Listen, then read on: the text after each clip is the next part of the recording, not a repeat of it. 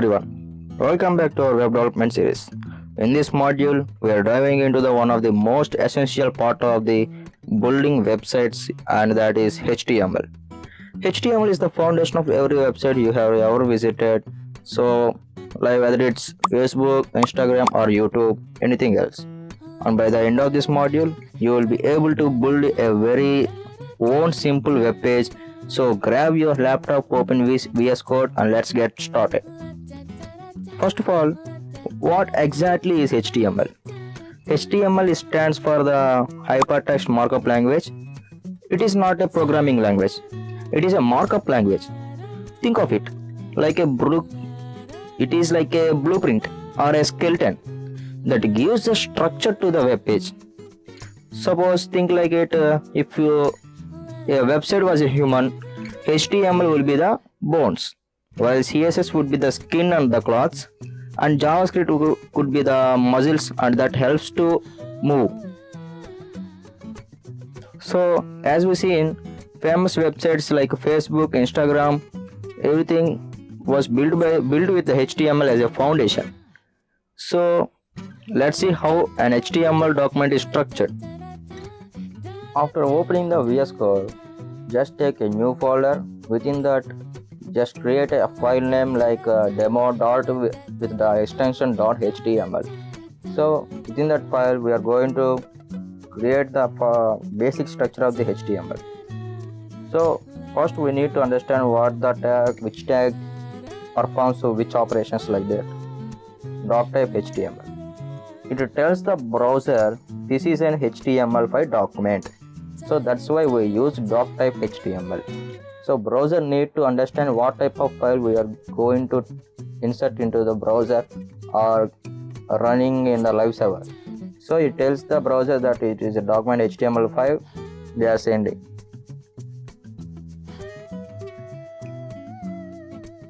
So then we need to use the tag HTML.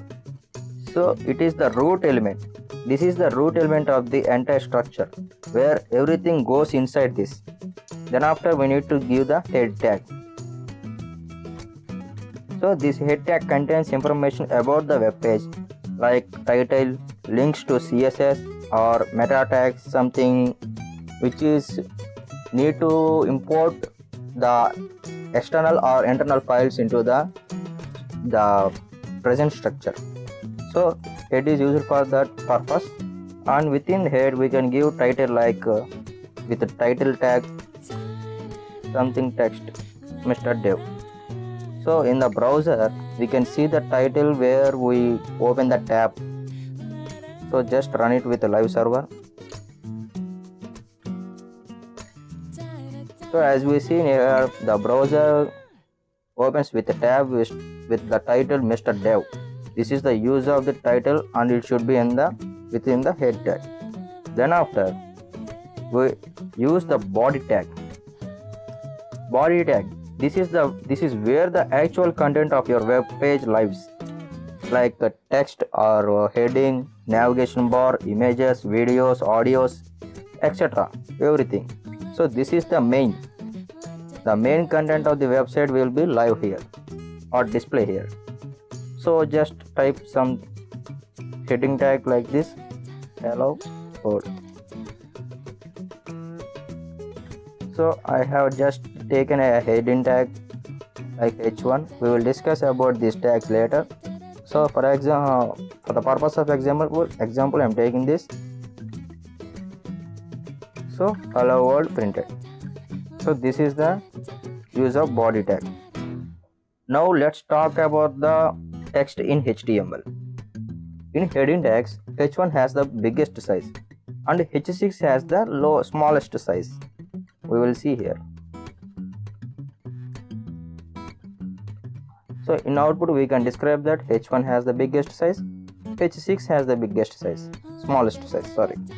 Like this, h2 has the biggest size after the h1, which is biggest size than the remaining h tags.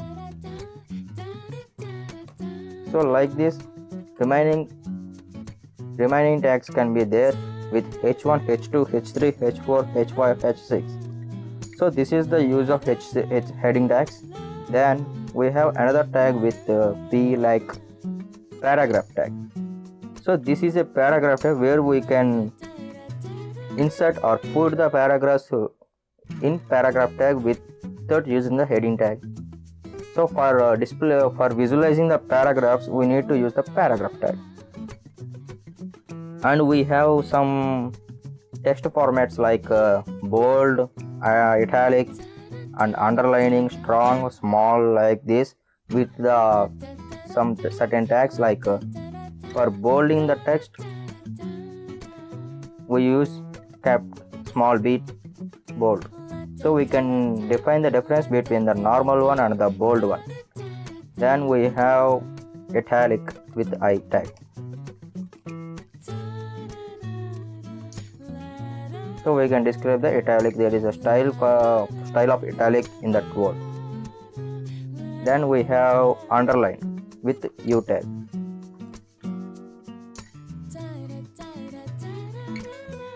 So then after we have something like strong. Strong text means it is nothing but bold, but we use strong in some cases. So these are some of the text formats in HTML. So it is enough for the beginning purpose. Lists in HTML. Lists are the greatest organizing content. You can make unordered list with a UL tag like bullet points, ordered list with OL tag like numbered list. So let's see the live examples of unordered list.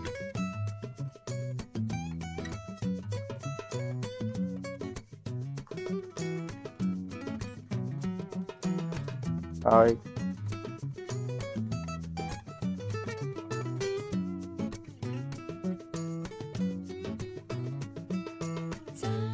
So this is the use of the unordered list where there is no certain order to describe the content or text formats.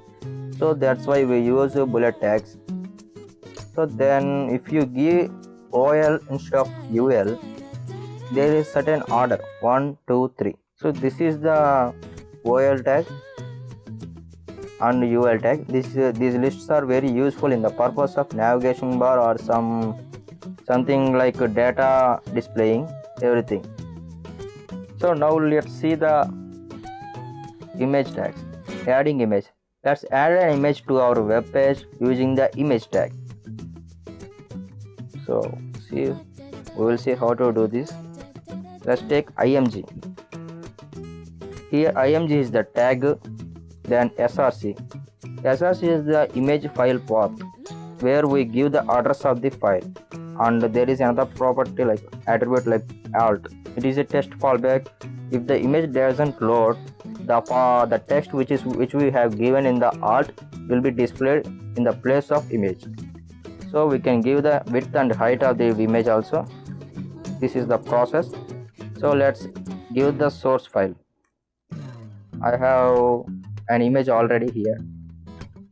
So this image need to be displayed in the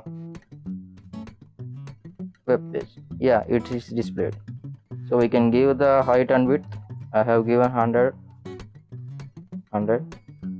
So this is the process of utilizing the image tag. Then see how the anchor tag, like adding links. To create a clickable links, we use the anchor tag, nothing but a tag, href. So this is the structure for giving the link. The href attribute defines the link destination, where when we click the text within this tag. Suppose click me. If you click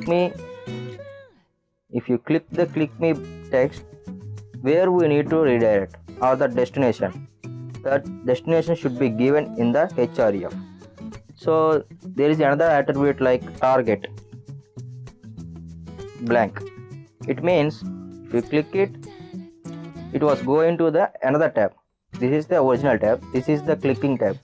So if you click it, it opens the another tab.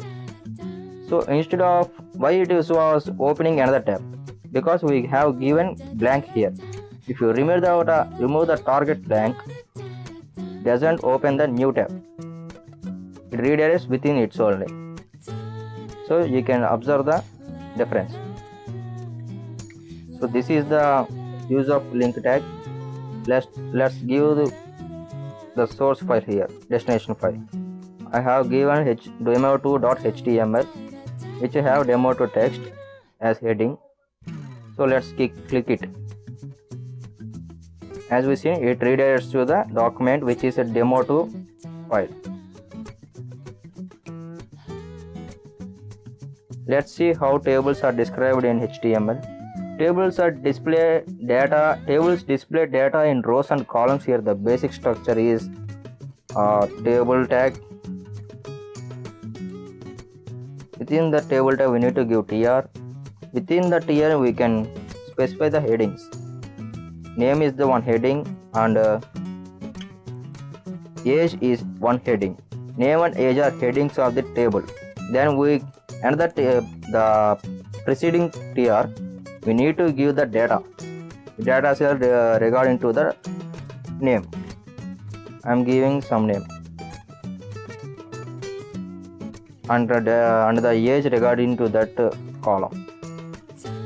So as we see, the data name is getting with bold name, bold text, and the data is normal. So if you want borders, just type borders 1. So we get one border. If you press 2, you will get more number of borders. So this is the use of the tables, and we can do many operations in this table with CSS or styling. We will see all these stylings of table in the next classes. Forms in HTML. Forms in HTML. Generally forms collect the user input. So to get the user input, we use the form. Suppose take the form tag, give a label. In this label I am giving name and input. Type is equal to text. So if you see here name, there is a name field.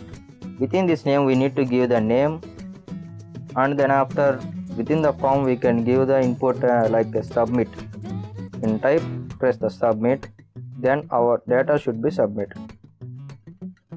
Type the name, submit. Our data was submitted. So this is very basic, and we have so many types of inputs like radio, checkbox, and all these things. Let's see type. So button is there, checkbox is there, color is there, date is there, date time is there, and email, file, hidden image, month, number, password, everything. These are the types of the input field. Discussing about these things is a waste of time. We need to practice it thoroughly. So by your own you need to practice it and just debug the errors or something, you have get the output. We will connect these forms to a server using JavaScript and backend tools later.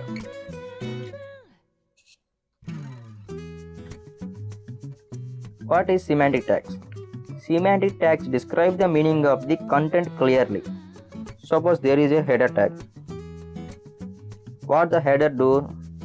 Generally headers are at the top of the top section of the page. That's why we need to use this header for the top section, and not only for top section. We can use it as middle of the web page and footer of the web page. But as a semantic tags, so it is better to use at the top of the top section of the web page, to that thereby we can clearly have some description about it. Like this, we have footer tag, and we have nav tag, which is used for navigation. Footer is the bottom of the web page, navigation is the navigation links of the web page, and article. If your website belongs to a blog or article, you can use the article. And section is a specific area in a web page. There is a section to describe the specific area in the web page. Like this, we have so many semantic web pages. So this is the brief introduction about the HTML. I'm happy to completing the module 2.